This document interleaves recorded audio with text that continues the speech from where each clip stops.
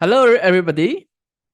Welcome to this webinar brought to you by Bursa Malaysia and managed by our company LifeChamp. Our webinar title today is Wonders of Structured Warrants.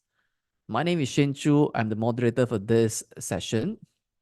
So in this webinar, we're going to discover the wonders of structured warrants, and we're going to learn trading strategies using structured warrants. So it's going to be a bit more intermediate session today. Before we begin, as usual, disclaimer, whatever we share in this session is only for educational purpose. In no way that we give any recommendation for you to buy or sell any listed securities that we mentioned here. If you decide to make any investment decision, you're 100% responsible for all your investment risk. Now, allow me to briefly introduce our speaker today. He started off in the banking industry as a management associate covering departments such as corporate banking, group strategy, and asset management. Currently, he's a senior analyst in the equity and commodity derivative division of Maybank Investment Bank, which is the leading issuer of structured products and structured warrants in Malaysia. Notably, he has conducted more than 12 webinars and seminars with over 700 clients, despite having only 1 year of financial market experience. On top of that, he is a core content curator for Maybank IB's Telegram channel, Trade with Maybank, catering to the readership of more than 10,000 subscribers. He is passionate about the market and has the zeal to educate investors. So he holds a Bachelor in International Business from Help University. He is licensed by Securities Commission Malaysia as a capital markets services representative for both equities and derivatives dealing. So he's none other than Mr. Tucker Cheah. So Tucker, how are you today? Good. Thank you for the introduction, Shane. It's good to be back here again, and it's nice being able to, share and also impart knowledge to the investors in Malaysia. All right, that's great. So I will stop sharing my screen and can't wait to learn from you. All right. So let me just quickly share my screen. Okay. Okay, I believe my screen is being shared right now. So for this evening, I'd like to just lay out the three key things that I'll be discussing here in this webinar, which is the components of structured warrants, what makes up the structured warrants basically, and also the risk and reward profile when you use structured warrant as a financial instrument tool in your portfolio or as part of your trading strategies. And of course, also some trading strategies with structured warrants to add into your arsenal. Okay, so let's jump right in and let's just see what structured warrants are all about. Okay, so in this case, for structured warrants are actually a financial instrument tool that adds a little bit of a touch to your traditional investment landscape. This is because for structured warrants, they derive their value from underlying assets, making them a good avenue for investors like yourself seeking a bit of leverage. So like I mentioned earlier as well, structured warrants are a financial instrument tool that give the holder the right, but not the obligation to buy or sell an underlying asset, whether is it stock, indices, or even commodities at a predetermined price, which is known as the exercise or strike price, within a specified time frame. Okay, so just remember is that warrants gives you the right, but not the obligation to buy or sell an underlying asset at a exercise price within a specified time frame. So of course, for warrants, they are typically issued by third-party financial institutions and is traded and listed on the exchange. So let's quickly discover what structured warrants are. And firstly, we will have that you can see they are leverage. Okay, they are leverage in the sense that using a fraction amount of your capital, you gain more exposure to the underlying share. And of course, over here, like I mentioned, it gives you exposure at a fraction of the underlying price. So this is because structured warrants often provide leverage, which allows you as an investor to control a larger portion in the underlying asset with a smaller amount of capital. So suppose you want to invest in a particular stock that is currently trading at 10 ringgit per share, right? So instead of buying 100 shares of the stock, which is one bought lot for 1,000 ringgit, you could purchase structured warrants over the same stock. And each of these warrants may represent the right to buy one share of the stock at a predetermined price, also known as the exercise price, and let's just say at $11 or 11 ringgit per share. So if the warrants are trading at 1 ringgit each, you could buy 100 warrants for 100 ringgit. So what happens if the price of the share rise to 12 ringgit per share? So the value of your warrant will also increase to say maybe 4 ringgit, which allows you to sell your warrant for 400 ringgit, resulting in a profit of 300 ringgit. So in this simplified scenario, your return on investment from the warrants will be significantly higher compared to if you had bought the stock directly. However, okay, it is important to note that while leverage, okay, from structured warrants can amplify your gain, it can also amplify your losses. So if the price of the stock declines, the value of your call warrant could also decrease and potentially resulting in a loss of the entire investment. And of course, for structured warrants, you will see that it is typically for more short-term trading, because for structured warrants like traditional options, they have something called an expiration date, like I mentioned earlier, which is a specified time frame. So this expiration date is actually the deadline by which the warrant must be exercised if the holder wishes to buy or sell the underlying asset at the exercise price. And once it passes the expiration date, the warrant typically becomes worthless, okay? So in this case, the expiration date here is actually a very crucial component for structured warrants, because if you think about it, it actually imposes a time limit on the validity of the warrant. So investors need to be aware of this date when trading warrants, as it affects the pricing and also the potential profitability of using the warrant in your investment. And of course, as the expiration date approaches, the time value of the warrant diminishes as well. This is something that I'll go through deeper later in the slides. And this phenomenon is actually known as time decay or theta decay. So the closer the warrant is to expiration, the faster its time value erodes. So in this case, for structured warrants with a longer time to expiration, typically command a higher price or premium in comparison to those with shorter time to expiration, with all else being equals. So if we can move on slightly, right now in the market on Bursa Malaysia, there is a call and put warrants available in the market. So say, for example, how do you want to identify which is a call and which is a put? Simply, you can see over here, if you were to see over here, this is basically your underlying share name. So in this case, let's just say, for example, Bursa, and it will usually be denoted with either a C or a H, okay? So for the warrant type, the C basically tells you that it is a call warrant, whereas a H basically tells you it is a put warrant. So for call warrant, is it for bullish or bearish? So I'm here to explain that call warrant is actually a bull market instrument where it benefits the investor when the underlying price increases. So in this case, if you have a bullish view over Bursa, for example, you can opt for the CA warrant. Whereas for H, okay, H over here actually denotes that it is a put warrant. So put warrant, it is a bear market instrument too. So if you're expecting Bursa's shares price to drop, then you can potentially use put warrant as it benefits you when the underlying share price falls. So of course, remember, if you have a bullish call, if you have a bearish put, okay? So moving on. Before we go to the components of structured warrants, I would like to just firstly mention that for structured warrants, we can issue over stocks such as Malaysian stocks, the Hong Kong stocks, and also US stocks. And of course, we also have index warrants such as covering the KLCI, HSI, SPX, which is the S&P 500, NASDAQ, and even the Nikkei index. And soon, there will be the availability of commodity structured warrants available in the market. So let's quickly jump right into the components of structured warrants. So you may see on the screen that you have dividend, interest rate, tenure, exercise price, share price, and volatility, okay? So let's just see how the first three would interact. All right.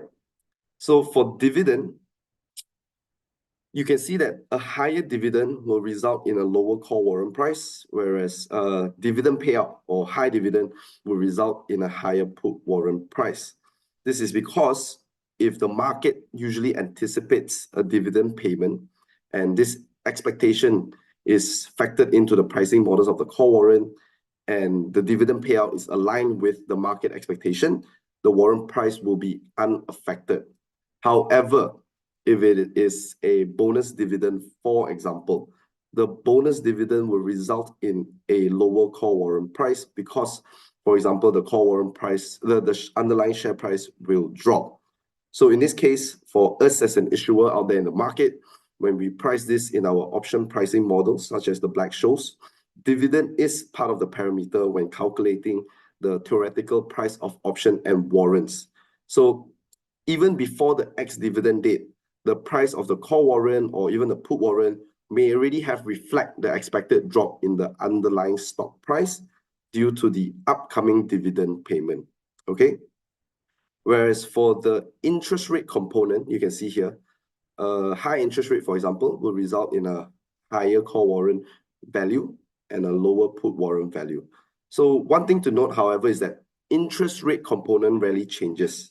And the reason for higher interest rates will increase the call warrant value is because it reduces the present value of the exercise price that needs to be paid upon exercising in the future.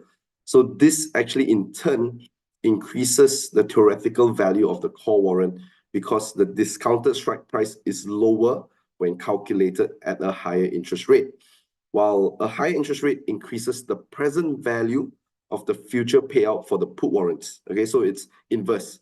So this makes put warrant actually less valuable because the discounted strike price is higher when calculated at a higher interest rate. Okay. And over here, you see tenure. So tenure, you can always refer to it to the expiration date, okay? Or you can also know it as the time value of the warrant. So tenure here basically tells you the additional value attributed to the possibility of favorable movements in the price of the underlying asset over the remaining life of the warrant. So in short, the longer the tenure of the warrant, the greater the time value. This is because, for example, if a warrant is issued today and is expiring next year, May, there is more time for this warrant to be profitable, and also the probability of it being in the money is also higher. So this is because there is more time for the underlying assets price to move favorably, whether is it for a call warrant or a put warrant. So tenor here basically tells you that if there's more time, the likelihood of the warrant, whether a call or a put, can end up being in the money. So in this case, you can think of the expiration date of a structured warrant like the expiration date of a milk, for example. Just as a milk becomes closer to its expiration date, closer to being spoiled, the rate of it being spoiled will increase as it approaches. So same goes to structured warrant. The value reduces quicker as it approaches the expiration date. So this is important to pay attention to the expiration date, especially when it comes to the last trading day. So for example, Maybank IB as an issuer, we have a set of warrants that are expiring on 31st May. So the last trading day is actually 2 days before, which makes it today. So two things I'd like to bring to your attention is the expiration date and when is the last trading date, okay? So for the expiration date, for example, if it's 31st May, the last trading date is 2 days before, so which means it is today. So it is wise to make a decision before the warrant becomes worthless, approaching to its last trading date, okay? And let's just go to exercise price, okay? Say, for example, if the underlying share price is 1 ringgit, okay? And the exercise price is higher than the market price, okay? The value of your call warrant will be lower, okay? So in this case, why? So if the market price of the share is 1 ringgit and your call warrant price is, let's just say the exercise price is 1 ringgit 10 cent. Okay, so call warrant gives you the right but not the obligation to buy. So in this case, why would you want to exercise the call warrant to buy the underlying share at 1 ringgit 10 cents when you can actually just purchase at the market for 1 ringgit? So this is why if the exercise price for a call warrant is higher than the market, you will notice that the call warrant price is actually lower. Okay, whereas for put warrant, if the put warrant exercise price is higher than the market price, for example, okay, you may see that the put warrant's value is also higher. Okay, so in this case, you can actually think of the strike or exercise price of the warrant like when you want to purchase a car and you're promised a price. So if the car's current price is more than the exercise price for a call warrant, okay, you would probably choose to exercise the warrant, the call warrant, because you will be able to buy the car at a cheaper price than the current market price. And on the flip side, okay, if the car price is lesser than the exercise price, for example, whereby the exercise price is higher than the car current price, you will want to sell it at the exercise price, right? So for example, if the car's current price is 50,000, you have a call warrant of 30,000, it makes sense to use the call warrant to buy the car at 30,000. Whereas for put warrant, if you have a contract that allows you to sell the car at, let's just say, 60,000, you would rather sell the car at 60,000 rather than the current market price for the car. Okay, so hope that makes sense. If not, I'll have the next slide up shortly to explain further. So in this case, of course, we have share price and of course the underlying asset price, right? So for this, you can see that if the share price is high, given if the call warrant price, the exercise price is 1 ringgit 10 cents, for example, again. So if the share price goes higher than 1 ringgit 10 cents, the call warrant value is also higher. Whereas for put warrant, it is the opposite. Because say, for example, if you have a put warrant with an exercise price of 1 ringgit 10 cents again, but the market share price is at 1 ringgit 30 cents. So why would you want to sell at 1 ringgit 10 cents when you can sell it at the market for 1 ringgit 30 cents? So you can think of it as the underlying asset price or the share price for the structured warrants that is over is actually like the engine of a car. Just as the engine powers the car, the underlying asset drives the value of the warrant. So the type of engine you choose affects the car performance. Am I right? And in this case, just like the underlying asset price or the share price will affect the warrant's value. Okay. And lastly, we have volatility. So volatility here actually measures the dispersion of stock price returns.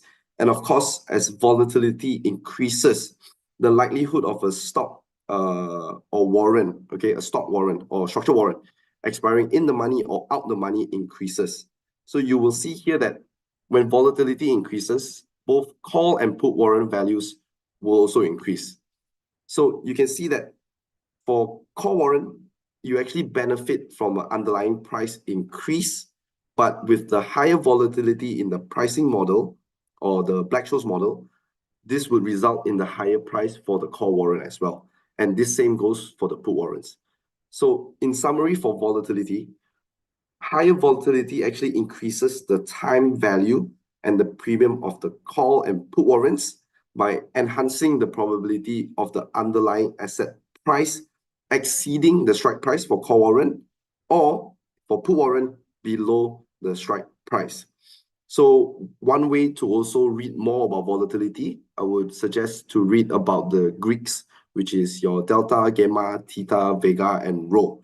So because for both call and put warrants, they have a positive vega, meaning to say a positive volatility.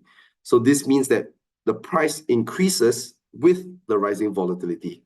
And longer term warrants are more sensitive to change in volatility.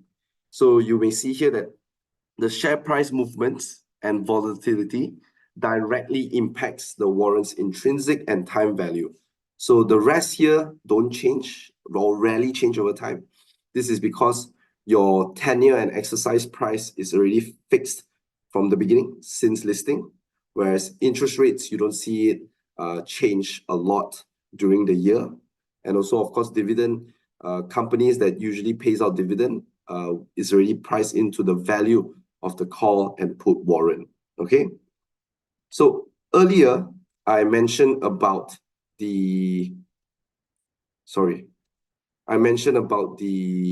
exercise price, right? So if it's hard for you to visualize, this table is actually to help you to visualize it better.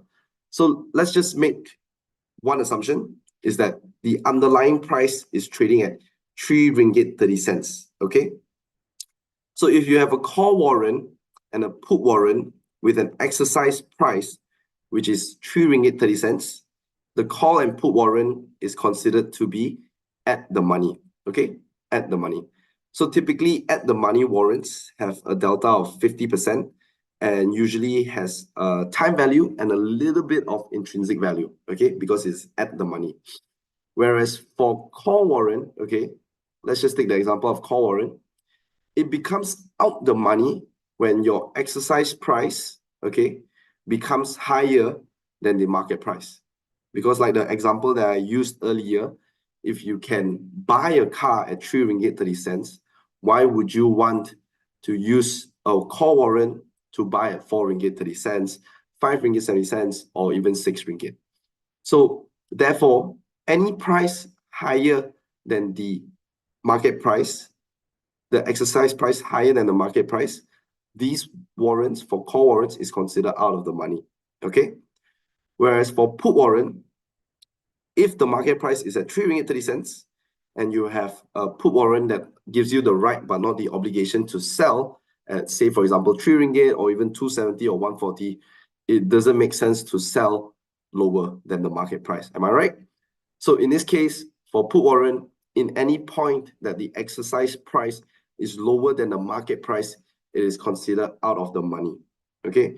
So one thing I like to bring to your attention here is that for out of the money warrants, they only have time value and no intrinsic value. And typically you may see in the market that out of the money warrants are very cheap in terms of ringgit value, sometimes 1 cent, 2 cents, or even 3 cents.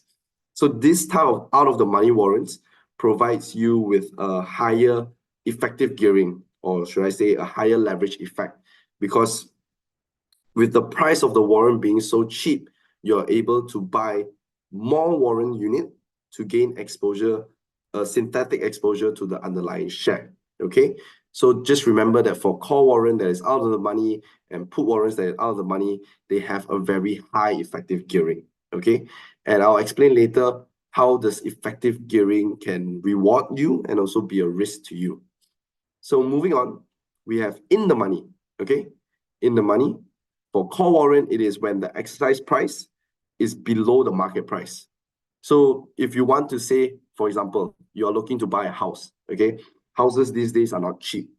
And if you get a contract that allows you to buy a house below the market price, I think everybody would want a contract like that, that gives them a right, but not the obligation to buy the house lower than market price.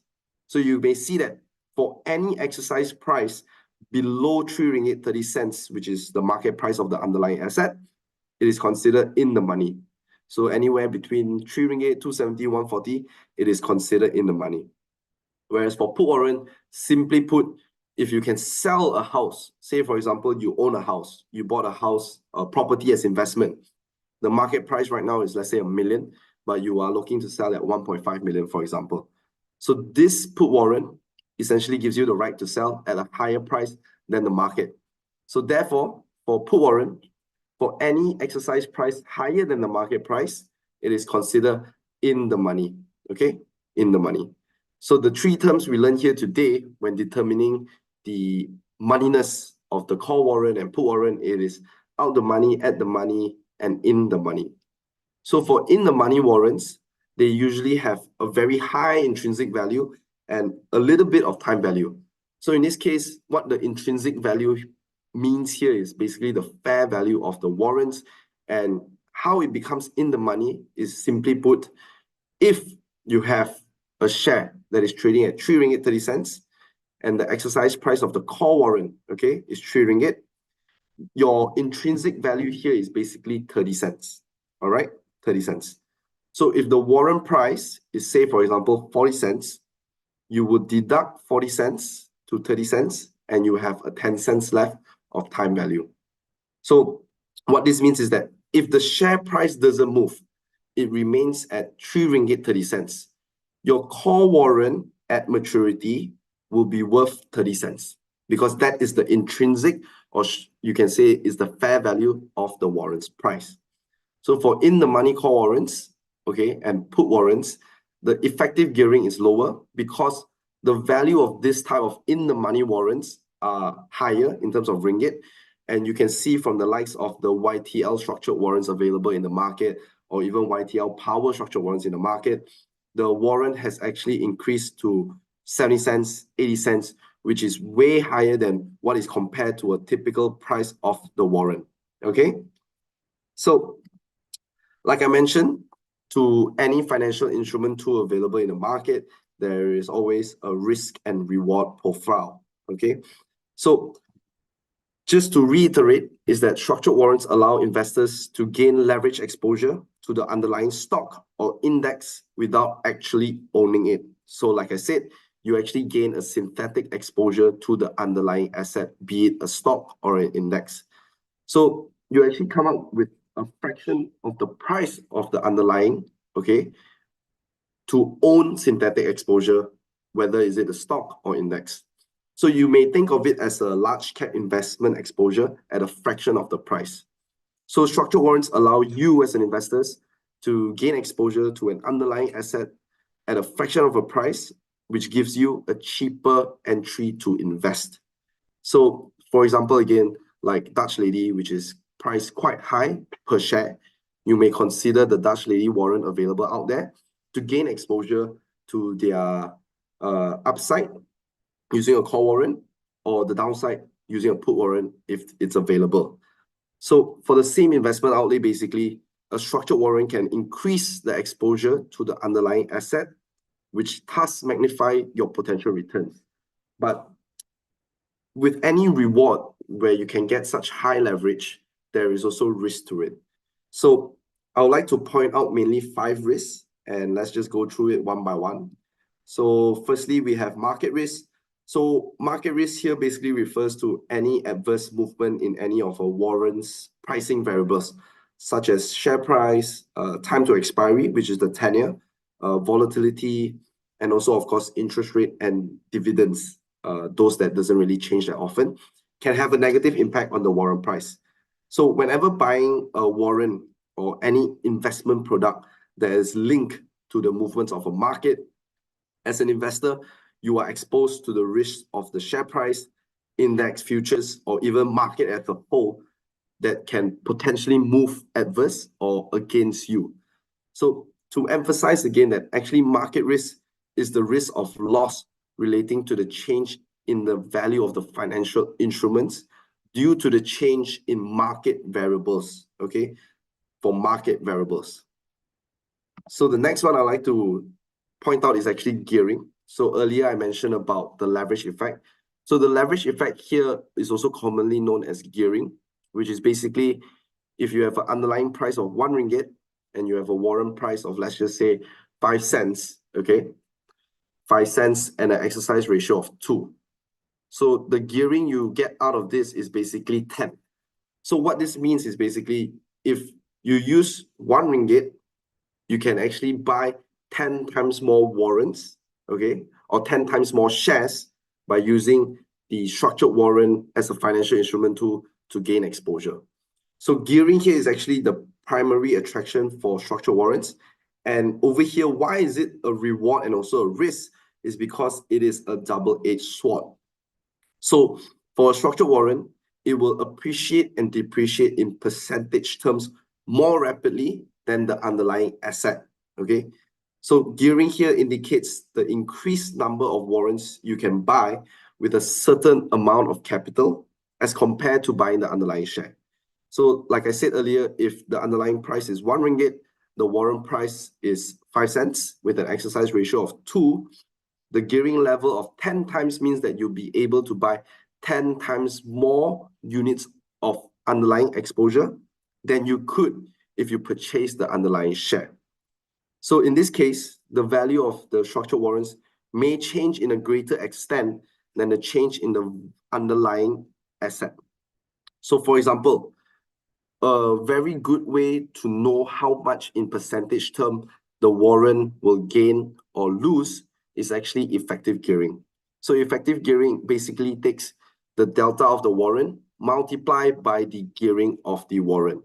So in this case, with a effective gearing of 5 times, this basically represents that any small percentage of decline or increase in the price of the underlying may result a significant rise or significant drop in the warrants. So in the case of an effective gearing of 5 times, what this means is basically if the underlying moves 1%, regardless up or down, the warrant will stand to gain or lose 5%. So this is why I say that the percentage change for the warrants is more rapid as compared to the underlying share. So this is where the leverage effects comes in, okay? So this is a very important factor whenever using structured warrants, because sometimes some investors may have expected the warrants to move a certain way, but it go against their investment thesis, and this is where they stand to lose the most. And of course, limited life. Just like I mentioned earlier, with all structured warrants available in the market, there is an expiry date and therefore a limited life. So if the share price is below the exercise price for a call warrant or above the exercise price for a put warrant, the warrant will expire worthless, okay? The warrant will expire worthless. I cannot stress this enough, because when the warrant becomes out of the money, your warrant will become worthless at expiry. And generally, a warrant is more valuable the longer the remaining life it has. So comparing with a warrant that is expiring 31st May, in comparison to a warrant that is expiring 31st May next year, the one that is expiring next year has more value to it. And the rate of decline for the warrant that is very close to the expiry date accelerates because the lifespan of the warrant becomes shorter and shorter as the expiry date gets closer, okay? And of course, there is a risk of takeover also. So the takeover is in the event that there is a takeover offer or compulsory acquisition in the underlying company, the issuer in the market may but do not have to terminate the structured warrants and thereupon settle the structured warrant. So the settlement price over here also for a takeover situation is the cash settlement amount upon the termination of the structured warrant will be based on the offer price for the underlying share under the takeover offer. And this will affect the cash settlement amount. So be wary of using structured warrants over company or underlying shares that may be going through a takeover offer, okay? And of course, credit risk, because if you as an investor were to purchase the warrants out there in the market, you are basically relying on the credit worthiness of the issuers and of no other person, okay? Therefore, as an investor, you must also evaluate the credit risk of each issuer in relation to their ability to perform their obligation in respect to structured warrants, okay? So talking about the risk, so how do you actually manage the risk, okay? So one of the risk management techniques that you may adopt is basically setting a stop loss order or a stop limit order. So this is to help investors like yourself to mitigate potential losses. So what is a stop limit order, okay? Stop limit order is basically a conditional trade combining a feature of a stop and a limit order to allow you to manage risk over a specific time frame. A stop limit order basically gives you a precise control over order execution, with you setting a stop price to trigger the trade and a limit price to determine the buying or selling price. But just like all limit orders, for example, if you were to put in a limit order to buy a share, it may not be executed. So a stop limit order execution is not guaranteed, if the underlying asset doesn't reach the stop price within the specific time. Okay, so in the case of stop limit orders, you are basically setting 2 points, which is the stop and the limit, along within a defined time frame. Okay, the stop limit order offers control but it doesn't ensure execution. So in the event of very rapid changing markets, or there's a trading gap or price gap, this may lead to missed opportunities. Okay, so for example, if you own a structured warrant trading at 10 cents and you want to protect yourself from a significant drop in price, okay, first you have to determine the stop price. So let's just say you want to decide that your stop, okay, or your limit your loss at 10%. So you set the stop price at 9 cents and you set the limit price, that means the limit price to sell the warrant slightly below the stop price. In this case, 1 tick below. So it's 8.5 cents. So you enter a stop limit order with a stop price of 9 cents and a limit price of 8.5 cents. So in the event, how this would trigger is that if the warrant price do drop to 9 cents, your broker, or for example on your trading app, they will place an order to sell at 8.5 cents. So then the 8.5 cents order will be visible in the market book. Okay, so as to anything, there's always pros and cons of stop limit orders. So the pros of stop limit orders is basically price control, because it allows you precise control over your entry or exit prices, allowing you to set favorable limit prices up to your take profit level. So unlike market orders, stop limit orders provide control over the execution price, preventing yourself from selling at a significantly lower price during a volatile market swing, for example. And of course, having a stop limit is basically having a risk management. So this allows you to effectively manage risk by limiting your losses with a stop price and avoiding unfavorable execution with a set limit price. So this essentially helps you in setting a predefined levels of acceptable loss or profit protection and ensuring yourself becoming a disciplined trader. Okay, and you have automation as well. Once you have placed the stop limit orders, the orders will be automatically executed when the stop price is reached. So this provides you a more hands-off approach from trading, especially if you do not have the time to monitor the market. And as for the disadvantages or the cons, is that there's uncertainty because there's no guarantee of order execution, especially when markets are moving very fast, where it's very volatile, your price may not reach the limit. So if the warrant price do fall below the limit price quickly, the order may not be executed. So say, for example, the limit price of 8.5 cents, but the warrant price dropped right past 8.5 cents, your order may not be executed. So this leaves you with an unprotected position. And also, with any trader out there, there's always a psychological pressure because we are all humans, right? So this also triggers emotional response when a stop loss is activated, and it may cause you to make indecision or potentially harm your overall trading strategy. And of course, this takes a little bit more complexity in setting up because it is more intricate to set up and execute compared to the other order types available on Bursa Malaysia. And of course, you would require to have a deeper understanding of how stop and limit prices and the interactions with the market as well. And of course, another way is to actually always take profit. So one thing that I like to emphasize to our retail clients or retail investors is that when you see your warrant make 10% within a day, it is good that you take profit along the way. You may not close the whole position, but it is good that you take profit along the way, because if you were to leave your position to let it just run because you believe the price may continue to go higher, but what if it downturn, and if, for example, the underlying price limits down 30%, you may stand to lose your whole unrealized gain, right? And you are probably net zero. So all I like to emphasize here is that you take profit and you accumulate your profit along the way, because structured warrant is a trading tool. Okay, it's a financial instrument tool that is meant to be traded.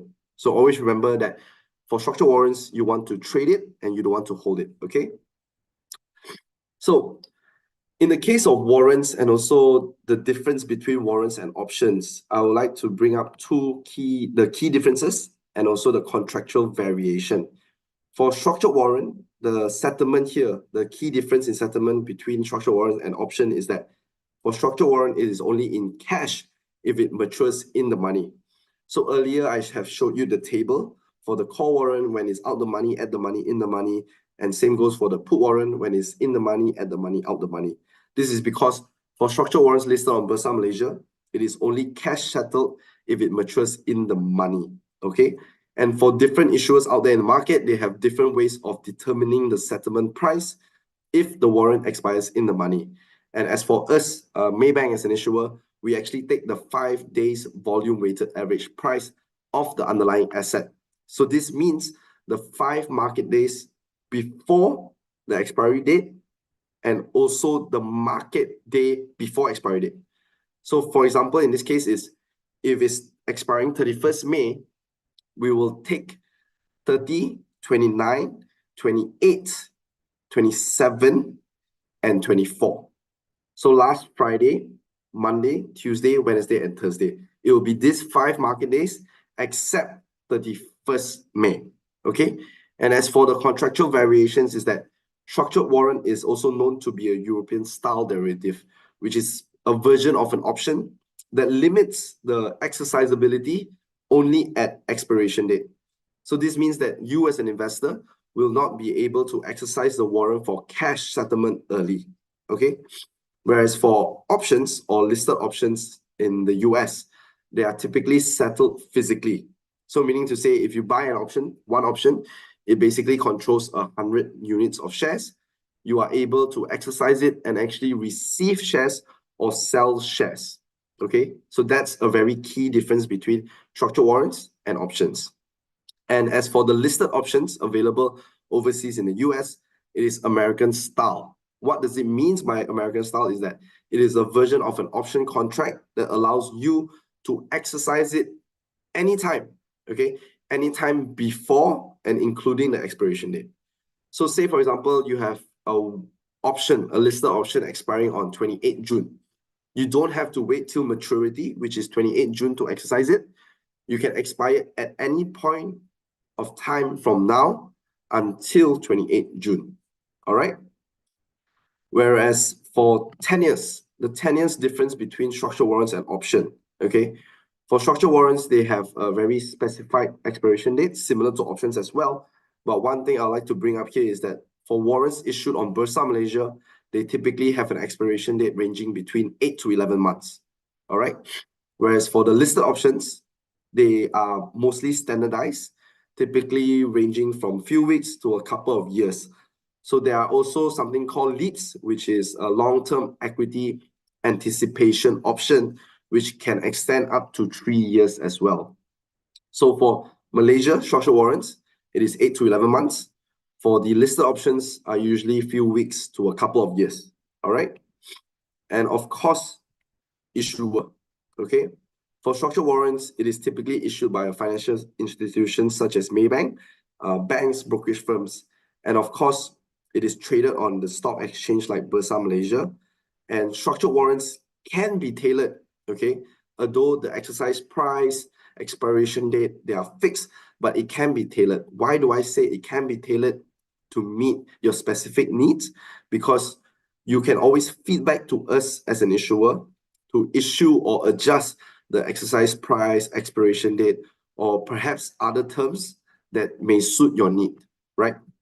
Whereas for listed options, it is created by the exchange. Hence, it is a standardized contract and is traded between market participants, all right? And for listed option, it is traded on the option exchange such as CBOE, which is the Chicago Board Options Exchange. So the standardized terms are set by the exchange, making them less customizable compared to structured warrants, all right? So you have known the risk and the reward, the key differences between the structured warrants and also the listed options, okay? The two widely used options and warrants in the trading world. So what are the advantages and disadvantages of structured warrants? Okay. For the advantages, there are mainly three advantages. One is liquidity. So liquidity here is actually provided by market maker. So market maker basically here means that us issuer will have a designated market maker. And for most of the issuers out there, the issuer of the warrant is the market maker for the warrant. So what it means by a market maker is basically they provide liquidity in the market by providing quotes at the bid and the ask, which allows investors to enter and exit easily throughout market hours. And of course, I can't emphasize this more enough, is that the requirements of a lower capital outlay. For certain underlyings where you have not enough, insufficient capital to purchase or to gain exposure, structured warrants allow you to do so, because warrants are typically priced between 8 to 15 cents, providing you an avenue to gain leverage exposure at a fraction of the underlying cost. And of course, profit from bull and bear market, because earlier from the beginning of this webinar, I mentioned that there is a call and put warrants. For call warrants, you want to use it when you are bullish, whereas for put warrant, you want to use it when you're bearish. So in this case, investors like yourself, you are able to profit from both bull and bear market. And with the KLCI above 1,600, I believe the market sentiment is a little bit more positive on the bullish side. So you may look out for the warrants listed on Bursa Malaysia with a C, because C stands for call and the H stands for put. Okay. And as with any financial instrument or any financial products, there will be some disadvantages to it as well. And this is because, for example, the settlement for structured warrants, it is cash settled. So this means that you, as a warrant holder, you are not actually able to buy or sell the underlying asset. So if your investment thesis requires you to acquire or sell the share, you should not consider structured warrants as a financial instrument tool, because remember that structured warrants are cash settled only. It is not physically settled. You cannot sell the shares. You cannot acquire the shares. Okay. I do get this a lot from clients, very frequently asked questions, whether can they convert the warrant into the mother share. Okay. And like the warrant having a limited tenure, there is the effect of time decay, which I've explained earlier. So structured warrants have a very finite lifespan. Unlike shares, that it is perpetual, structured warrants have a finite lifespan. So this is because as they approach expiration, the time value decreases rapidly due to the time decay effect. And always remember that time decay is not linear.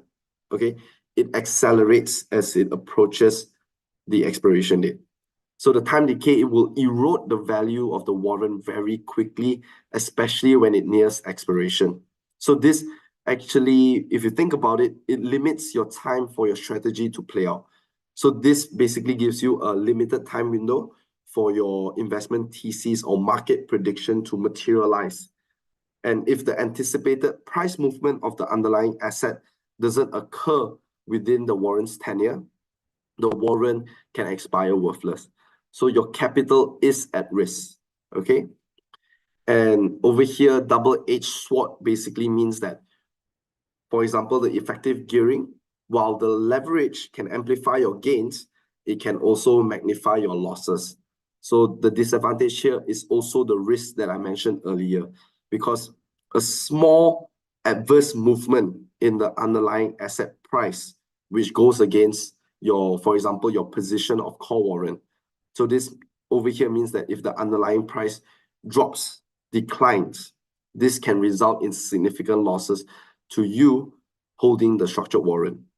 And when the market is volatile due to an increased volatility, these financial instrument tools also tend to be more volatile, and the price of the warrant can be highly sensitive to the changes in the underlying asset price, market volatility, and also other factors leading to a large fluctuations in the warrant's value.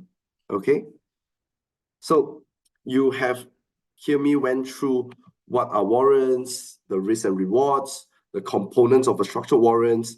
So now let's go to the strategy of using the call warrant. okay, and the put warrant. So in this slide over here, you may see that there is the bullish outlook. You would want to long a call. So long over here stands for buying a call warrant. And for bearish, you want to long a put. So between this long call and long put, the strategy highlights is here. If you're bullish, you want to buy a call warrant. If you're bearish, you want to buy a put warrant. This is considered a single leg strategy because you're only buying one warrant leg, meaning to say you're just buying one call warrant or you're buying one put warrant, okay? And of course, for all the warrants, it actually benefits from increasing volatility in the market. And due to the time value of time decay, time is your enemy. And in this case, it is unlimited profit potential. So for example, let's go to long call first, okay? For long call, the long call option gives you, the investor, the right but not the obligation, okay? So this gives you the right but not the obligation to buy the share, okay, to buy the share at the strike price. So for the long call strategy to play out is when you as an investor believe that the price of the underlying, okay, the share price will increase over time, okay? So what you need here is basically, if your exercise price is here, okay, there is a break-even price. So break-even price basically is your exercise price plus the warrants price multiplied by exercise ratio. So if all else remain equal, your share price has to move up to the break-even price so that in the event of cash settlement, your cash settlement amount is sufficient to cover your initial investment costs. So over here, you may see that from once it goes past the break-even price, your profit potential is unlimited all the way to the upside, okay? So a long call is purchased when you believe that the price of the underlying asset will increase, okay? And in the case, if you purchase an in-the-money warrant, your break-even price would be closer to your exercise price, for example, okay? Because if your warrant is in the money, this means that the share price and the exercise price is already ahead. So your premium here that you pay or the break-even price that is needed is much lower. So of course, in-the-money warrants are more expensive, whereas for out-of-the-money call warrant, it is less expensive.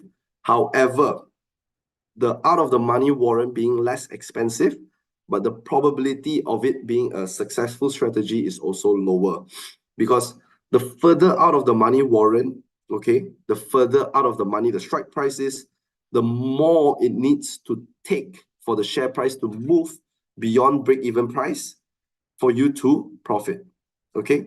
So if you are more bullish, okay, the sentiment is more bullish, then, you know, you may consider out-of-the-money warrant, okay? So in this case, the payoff diagram for the long call is quite straightforward. And the maximum risk is basically limited to the cost of purchasing the warrant, okay? To the cost of purchasing the warrant. So in this case of the long put, okay, it is similar, but it is when you have a bearish view, okay? So instead of thinking in of a bearish view, you can think of it as a hedging tool for your portfolio. So in this case, it is also known as a merit put strategy because you have already have the asset, which is the share, and you simultaneously buy the put option, which replicates the equivalent number of shares. So you may use this strategy to hedge your downside when holding a share. So this strategy actually functions as a insurance policy, if you think about it, because it establishes a price floor in the event the share price falls sharply. And this is also why it is also known as a protective put. So this is why when you think of a put warrant, don't think of it that you are going against the market or expecting the share price to fall. Because if you have a share and you want to hedge against the downside, you may consider a put warrant as a protective put. So for example, if you purchase 100 share of a stock and you buy 100 put warrants, which has an exercise ratio of 1, this strategy will be appealing to you because you are protected on the downside, okay? Because this is the share price. As share price move lower and lower, once it goes beyond your exercise, your break-even price, your profit is unlimited as well. So this basically allows you to participate, okay? If your share price goes up, right, you get to participate on the upside. And if your view is wrong for the share, you have your protective put to hedge against that position. So there is one caveat here or disclaimer, is that the only disadvantage to a long put or a merit put or a protective put is that if the stock price does not fall, you stand to lose the amount of premium or the price that you've paid for the put warrant. Okay, so long call and long put is quite straightforward. If you're bullish, you go for long call. If you're bearish, you go for long put. If you want to hedge your existing share, you go for long put. Okay, and the next one we have the long straddle and long strangle. So this is a bit more complicated. It takes a little bit more to set up, but the overall strategy highlighted here is that you have a neutral outlook. You don't expect it to be, you don't know where is it going to move. And this is considered a two-leg strategy, because for a long straddle, you basically buy the same strike price for a call and a put. You basically buy at the same exercise price, okay? Whereas for a long strangle, you will buy at out of the money put warrant and out of the money call warrant, okay? So this is why it's considered a two-leg strategy, because you are simultaneously buying a call and a put, okay? So in this case, for a long straddle and a long strangle, this strategy is beneficial for investors that has a neutral outlook, or when you believe that the price of an underlying would move significantly either on the upside or the downside, okay? So for this strategy to work, the underlying asset or the share has to move significantly out of a specific range. For example, if you're using the long straddle, it takes lesser of a share price movement to move significantly either on the downside or upside. But for the long strangle, it takes more, because you purchase an out of the money put and out of the money call. So your call price is higher than the market price, whereas your put price, your put exercise price is lower than the market price. So in order for the long strangle to work, your underlying asset has to move even more on the downside and even more on the upside. So in this case also, time is your enemy and your profit potential is also unlimited. But for this to work, okay, you are standing to lose the maximum loss of the combined cost that you've paid for the long call and long put, okay? But if you want a cheaper strategy, it will be the long strangle, because you're purchasing an out of the money call and out of the money put, which is why your put exercise price is lower, your call exercise price is higher, which makes it out of the money, and thus the value or the warrant of the out of the money put and out of the money call is cheaper. So the long strangle is a cheaper way if you have a neutral outlook and you expect the underlying price to move significantly on the downside or the upside, okay? So for this two strategy, the losses are limited to the cost or the premium paid for both the call and the put.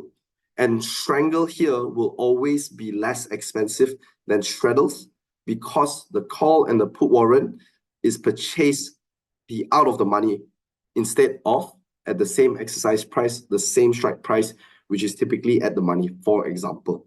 Okay? So in terms of cracking the code, right, we have fundamental analysis and also technical analysis. So in the space of finance, there's always fundamental analysis, technical analysis, because the technical analysts believe the best approach is to follow the trend as it forms through market action, whereas fundamental analysts believe that market often overlooks value. So for a fundamental analyst, FA, for example, will ignore chart trends in favor of digging through the balance sheet and the market profile of a company in search of intrinsic value, which is not currently reflected in the price, just like Warren Buffett. So there are many examples whereby, some prefers fundamental analysis, some prefer technical analysis. So technical analysis actually lends itself to a faster investing pace. So in the case of structured warrants, technical analysis may be more suitable to be done over the underlying asset. So for technical analysis, you would never want to do it over the structured warrant chart. You want to do it over the underlying asset chart. So to recap, fundamental analysis basically involves evaluating the intrinsic value of an asset based on its financial and economic factors. And typically, the approach is generally focused on long-term investment. So some key advantages is you'll be able to find out the intrinsic value and whether there's a market mispricing, and this gives you insight to the company's performance, and of course, the macro factors surrounding that sector. Whereas for technical analysis, they study the historical price movements and trading volume to predict future price trend. So this approach is generally focused on short-term trading. So the advantages for technical analysis, the TA, is that you'll be able to identify price patterns, whether it's trends, support, resistance level, and price patterns that may help you to inform your trading decisions. And you can also use certain indicators to gauge market sentiment, such as your RSI, your MACD, your Bollinger Bands, which provides insight to a potential price movements, and of course, timing as well. So technical analysis can help you to sort of gain a good entry and exit. But one thing I would like to stress here is that for the case of structured warrants, because it is a financial instrument tool designed to be traded, it is more suitable to use technical analysis if you're really doing short-term trading. However, this doesn't mean that fundamental analysis is not useful, because many successful traders use a combination of FA and TA to make a more informed decisions. Because once you combine both, if you think about it, you'll be able to screen out fundamentally sound company, and you can use technical analysis to sort of find a good entry and exit point. Okay. So this brings me to the last part of my session. And in the world of investing, managing risks is always a fundamental aspect that can impact the success and, of course, the sustainability of an investment portfolio. So over here, the key things I like to stress is basically your risk tolerance. You have to assess your risk tolerance yourself before engaging in structured warrant trading, because every person's risk tolerance is different, because an individual is different from one another. So the ability for me to endure fluctuation in the value of my investment may be different from yours. So it is critical to determine what is an appropriate investment strategy. And because structured warrant trading involves derivatives and leverage, and it is volatile, this will lead to a substantial gain or losses.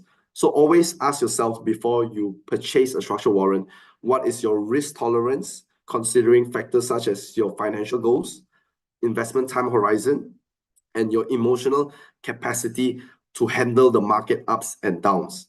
And of course, diversification. Structured warrant is just a tool. So diversification is a cornerstone for all risk management. It basically involves spreading your investments across various asset classes, industries, or even geographical region. The rationale or the logic behind this is that different assets respond differently to market conditions. That is why sometimes you see the emerging market performing better than the developed market. And by having a mix of investments such as stocks, bonds, real estates, and commodities, you can reduce the impact of poor performance in one asset class on the entire portfolio. So diversification here helps you to mitigate the risk of significant losses and potentially enhances the overall returns by tapping into growth potential of various sectors. So structured warrants can be just a small part of your portfolio and not a big part of your portfolio if you're a long-term investor. But if you are a trader, you're looking to get in and out quickly, then the mix of the portfolio can be a little bit different. There is no golden number because it all depends on your risk tolerance. And of course, always stay hungry to learn because you should be updated on market trend, regulations, and also investor sentiment. So it's always good to continue to learn because the landscape for the market is constantly evolving due to economic, political, and technological factors. So staying informed about market trends, shifts in regulations, and investor sentiment is essential for you to make an informed decision. Okay. And lastly, always avoid emotional trading. So stick to your strategy if you have one, and avoid making impulsive decisions driven by emotions. Okay. In conclusion, an effective risk management is paramount for all types of investors, whether you are risk averse or you are a risk taker. So understanding yourself, staying informed, and controlling your emotion is the foundation of a robust risk management strategy. And with that, I would like to end my sessions and I would like to take any questions from the floor. Thank you so much, Tucker, for very insightful sessions on warrants. All right, it's very comprehensive. It covers a lot of ground. So if you have any questions to ask our speaker today, you may write them at the Q&A box. Okay, write them at the Q&A box, not the chat box.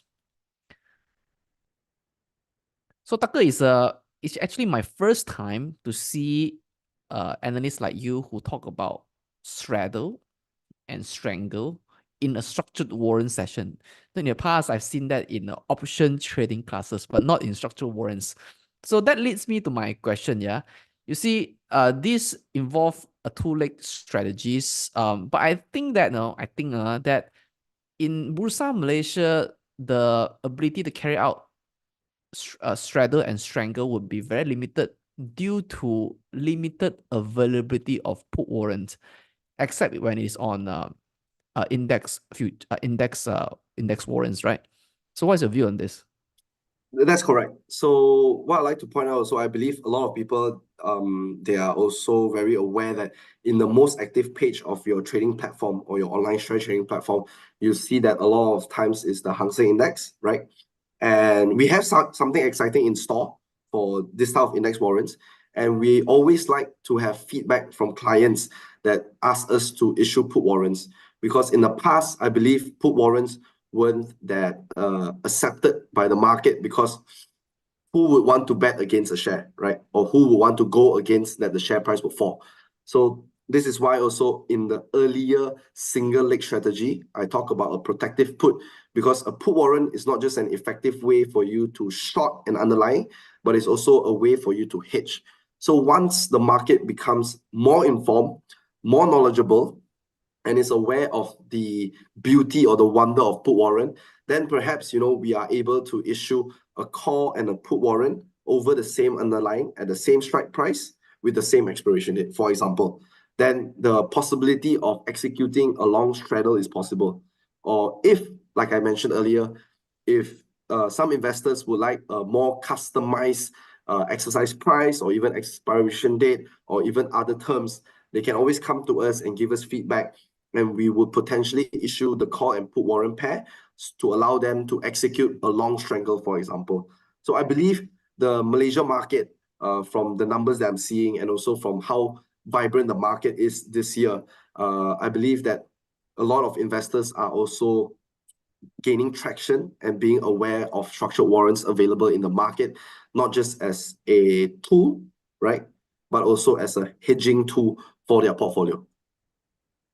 Yep. So you say that retail investors like us are able to discuss the possibility of put warrants with issuer like you, right? For instance, that will help to complement our portfolio strategies. I mean, so long that we have sizable capital, correct? Not necessarily. Of course, there are also a few factors that we have to consider. One being the underlying meeting the requirement from a regulation standpoint, and of course, the liquidity of the underlying as well. So if the liquidity of the underlying, say for example, is only just one order queue at the bid, 5 order queue at the ask, then most likely us as an issuer, we wouldn't issue over those type of underlyings. But typically in the market, you'll see the more popular stocks recently, such as over the utility sectors, the property sectors, the construction sector. In any case, if you feel like, for example, YTL Power has rallied too high, right? In the market right now, we do have a YTL Power call and also a YTL Power put warrant. But if you feel that the YTL Power put warrant is not the exercise price that you are looking for, you can always feedback to us and we may take it into consideration for our next issuance, for example. So let's take YTL Power as an example of underlying. Say that I own 1,000 YTL Power underlying and I want to protect my downside. So how should I consider a put warrant with the different exercise ratio so that I can provide adequate protection to my portfolio? Okay. If I may, can I share Yes. the warrants website? Yes, you may. Okay. Just a moment, yeah. All right. Do you see it? Yes, I'm seeing your screen. Okay, so this is basically Maybank Warrants website, and we have a bunch of educational. We have also educational materials. We have also a glossary that tells you the investment term. But let's just go to Shane's question of YTL Power. How do you replicate it, right? Yep. So in this case, you can see that this is the warrant terms for YTL Power put warrant, which is the HD. So over here, you will see a few things: the bid of the underlying, the warrant, the underlying bid, the issuer, the sensitivity, effective gearing, the volume traded today, when it was listed, and also the expiry date, and of course, the time to maturity. So in this case, if you have 1,000 shares and there's an exercise ratio of 6:1, am I right? 6:1. So in this case, you would essentially have to buy about 6,000 units, right, of the warrant to replicate a 1,000, correct, of YTL Power shares, right? So once you have done that, you are essentially looking at the live matrix here on the right, okay? As an investor, you will always buy at the ask and you sell back at the bid, okay? And in this case, because the warrant it is so out of the money, right? The value here is also 1.5 cents and 2 cents. So for example, in Shane's case, 1,000 YTL Power. So with 6,000 units of warrant, which you bought at 2 cents, okay, you are forking out essentially 120 ringgit for you to protect 1,000 YTL Power shares. So from this case, in the event if YTL Power continue to rise, Shane's YTL Power holding will increase in value, right? But what happens if the share price actually starts to limit down, for example, 30%? And in this case, due to the leverage effect of this warrant at 5.2 times, so if the underlying share YTL Power drops by 10%, okay, the effective gearing here will basically tell you that for a 10% drop in YTL, the warrant for YTL Power HD will gain 52%. So this is the leverage effect for the warrant. So in this case, Shane's YTL Power shares of 1,000 will lose unrealized loss of 10%, but the 120 ringgit capital he forked out to purchase 6,000 units of this warrant would have gained 52%. So in this case, he would have gained about roughly 62 ringgit, right?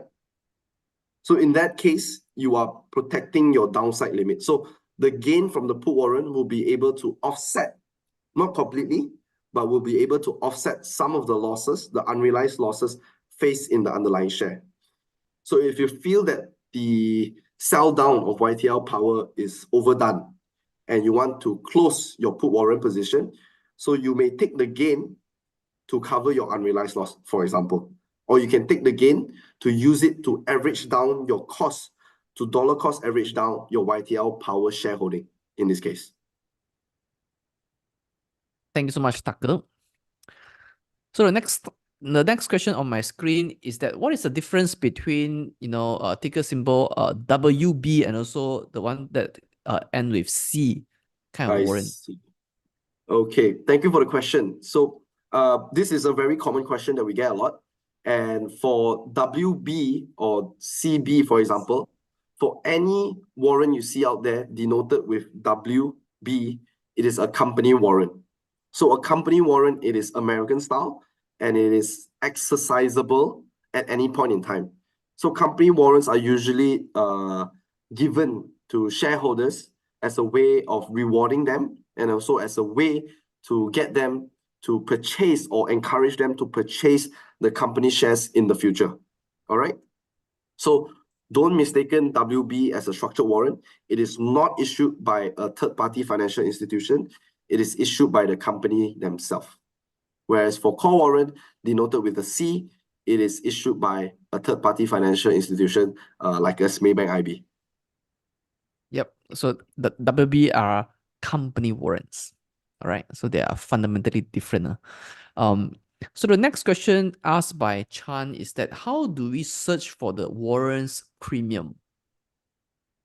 For example, if you are looking to search for warrant premium, you can actually use our website as a screener. You can go to warrant search. You can click edit columns here, and you can click on premium. So you can see the premium here. So a higher premium basically also indicates the moneyness of the warrant. A higher premium is typically for out of the money warrants. And if you were to sort the premium, if it's negative or zero, it is usually a very in the money warrant. This is because if you see the break-even price of, let's just say, MyGC5D, which is expiring 31st May, the exercise price is 88 cents. Your break-even price is 1.03. So how this 1.03 derive is basically 5.5 cents multiplied by 3 plus the exercise price of 88 cents, right? So if you add that together, you get about 1.045 or 1.03, okay? And this will lead you to the break-even price of 1.03. So in this case, the share price and the warrant premium here is really the same. So there's no inherent benefit to purchase the warrant to gain leverage exposure. Because once the warrant is deep in the money, in this case 15.4%, you may notice delta is already at 100%. So when delta is 100%, the probability of it being in the money is 100%. And if it's zero, means 0%. So for call warrant is between 0 to 100. For put warrant is between 0 to negative 100, for example. So in this example of MyGC5D, you'll be able to see that the exercise price here will play a crucial role in determining the moneyness and also, of course, the premium. And then the share price will determine all of this. So when you look at structured warrants, don't just look at it from a value point, whereby you see that it's 1.5 cents, 2 cents, and then you purchase it. You have to look at the components behind it where it makes up the structured warrants. Thanks, Tucker.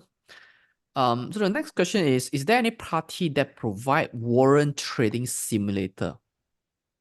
Warrant party trading simulator. Yeah, warrant trading simulator. Is there any party who provide this? I believe, okay, if you are looking to, calculate the theoretical price for this is you can, for example, let's just say YTL again, right? YTL power simulation, right? You want to simulate what happens if the underlying bid for this, right, for the YTL power drops. Okay, so over here is your underlying target price. Where are you expecting YTL power to drop to? Let's just say it's 3. Okay, so you see when I change this, you can see the percentage change from the current bid is 43.53%, right? And the theoretical bid here is 12 cents.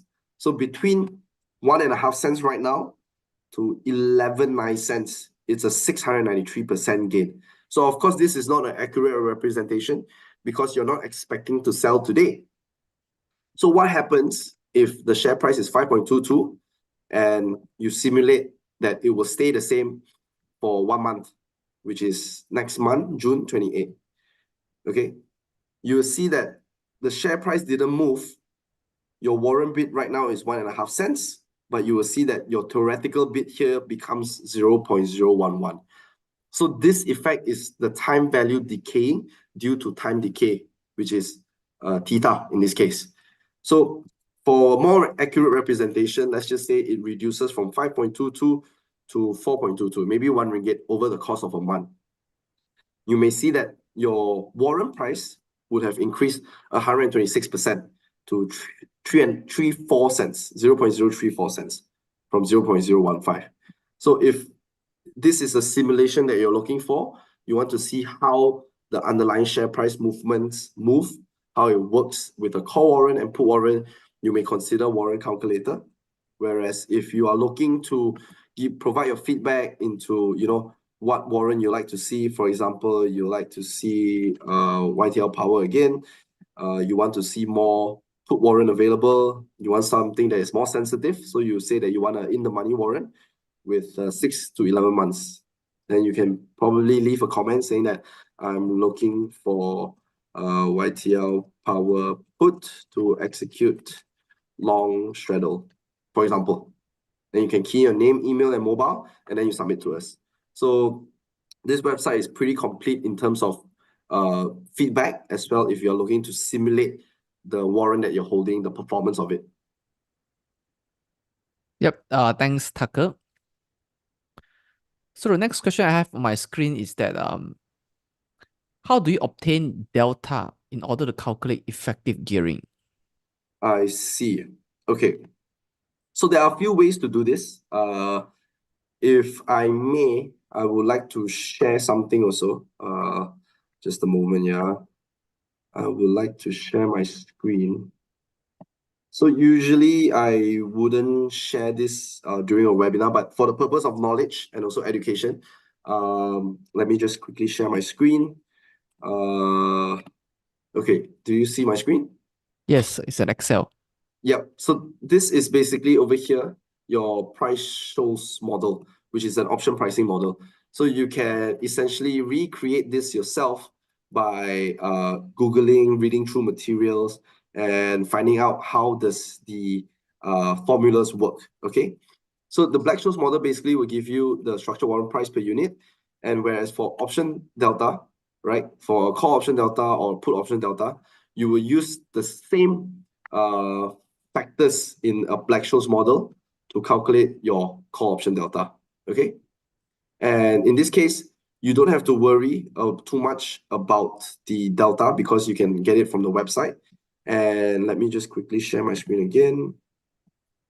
You can see that on the website, if you're looking for example, something like SP Satir, okay? SP Satir. You're looking to gain exposure to SP Satir C82. It is currently out the money, and you can see that the delta is here.